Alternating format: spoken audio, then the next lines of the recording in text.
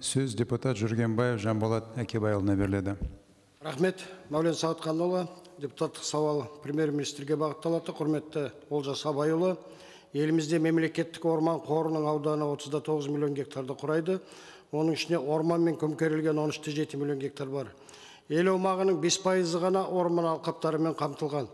Республика бойынша орман шаруашылығында 160 табиғатты қорғау және орман шаруашылығы мекемелері мен кәсіпорындары жұмыс істейді.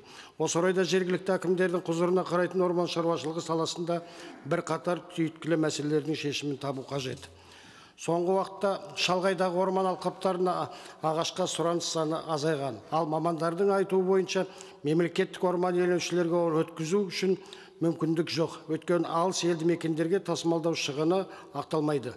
Бұл 15 жылдың кейін қураған және ауру ағаштардың жаппай көбеюіне, зиянкестер мен аурулардың мемлекеттік орман қорының барлық аумағына одан әрі жаппай тарауына әкеледі. Сонымен қатар мемлекеттік орман иеленушілердің сатылмаған сүрек үшін мемлекеттік кірістер департаментінің алдында қарыздар болуда.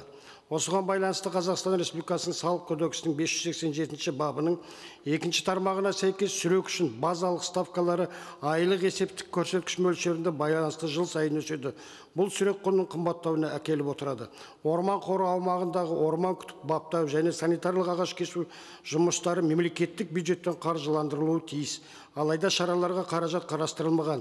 Керісінше 2009 жылдан бастап ормандардың санитарлық жай-күйін қамтамасыз ету мақсатында ағаш кесу жұмыстарын жүргізетін мемлекеттік орман иеленушілері орман пайдалануды төлеушілер тізіміне енгізілген.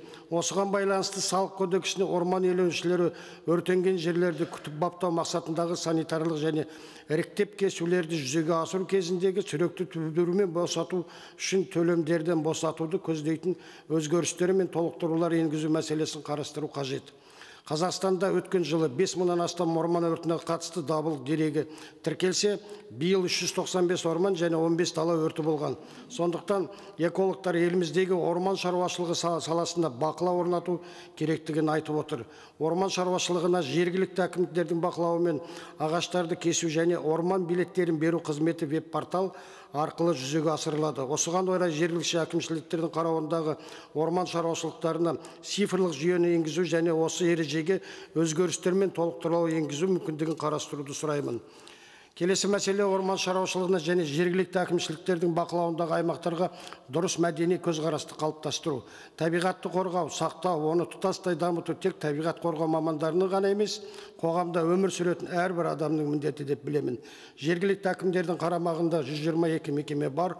Оларға ұлттық табиғи парктері сияқты ақылы қызмет түрлерін қарастыру қажет. Сонымен қатар мекемеде жұмыс істейтін қосымша қызметкерлердің жалақысы өте төмен. Сондықтан аталған лауазымдарға нормативтік мөлшерлеріндегі белгілі қайта қарау ұсынылады. Аталған мәселелер бойынша заңнамамен белгіленген мерзімде жазбаша түрде жауап қайтаруыңызды сұраймыз. Сауалдың толық мәтіні жолдалады. Рахмет.